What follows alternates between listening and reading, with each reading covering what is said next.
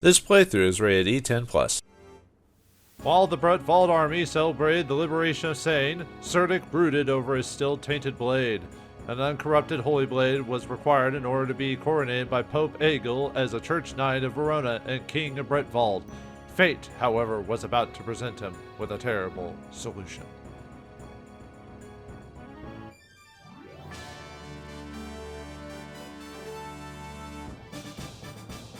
Stage 20, The Fated Hour.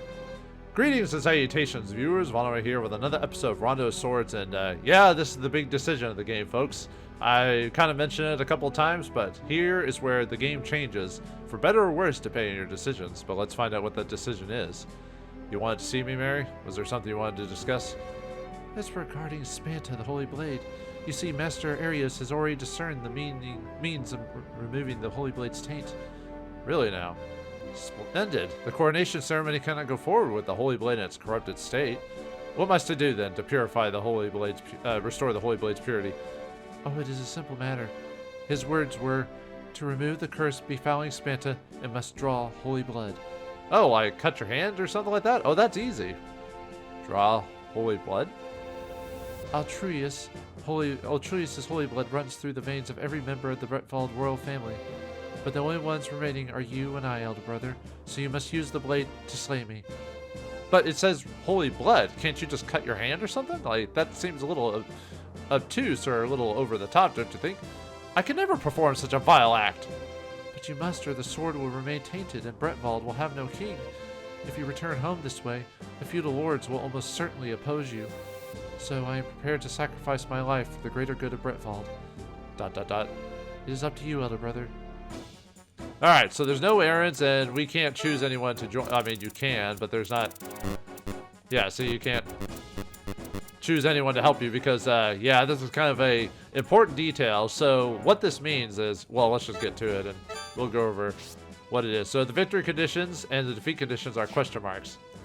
So this is the point of the game where the game, yeah, we're in the one dungeon, but or one area we fought Uther, but we can't really explore or examine everything. So this is the decision point of the game where it changes how the game is played and what class Serdic turns into afterwards. So if you either kill Mary or don't.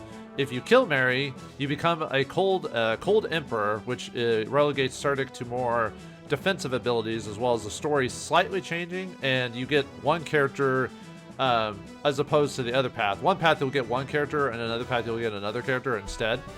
And, well, I'm not a fan of the Cold Emperor path because it gets really depressing, and it's kind of not, like, I don't know, just something about it just it isn't fun. You're like, you know, oh, you're like, ahaha, like funny dark where you kill Mary and that's it. So you're like, oh, well, you know, maybe there'll be some weird dark humor in the game or something. No, it gets, Serdic becomes a sad sack throughout the rest of the game if he plays the Dark Emperor. While if you don't kill Mary, which takes 4 turns of doing nothing, you will become a holy arc paladin instead, which you'll relegate. Well, wow, what's wrong with me today? Relegated to offensive skills and stuff like that. So it depends on how you want to. And obviously, Mary dies, so all that work you put into her will be for nothing. So you won't get your infinite healing battery apart from that. And like I said, slightly different story. And the game is more upbeat because you try to find a way to cure the Holy Blade in a different manner or go around it instead. I probably will eventually do the Cold Emperor path at some point, but for now I'm just going to do the Arch Paladin, or the good path. But I want to show what happens when you kill Mary, though. So let's go and just run her through. I think it'll only take us 1 shot because of our attack, so sorry, Mary. Here I go. I need the blade purified. It's for the glory of Bretvalde. And we gained a level. I will never say that I had no choice.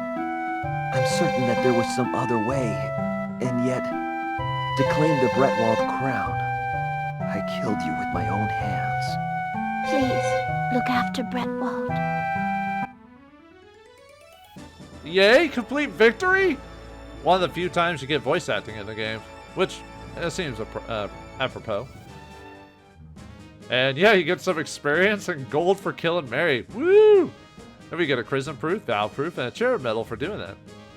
And that's it. Yeah, that's the end of the story. And then it goes on. Then you go to the branching path after that. You go to the path B, or the Cold Emperor path, or the Dark path, or whatever you want to call it.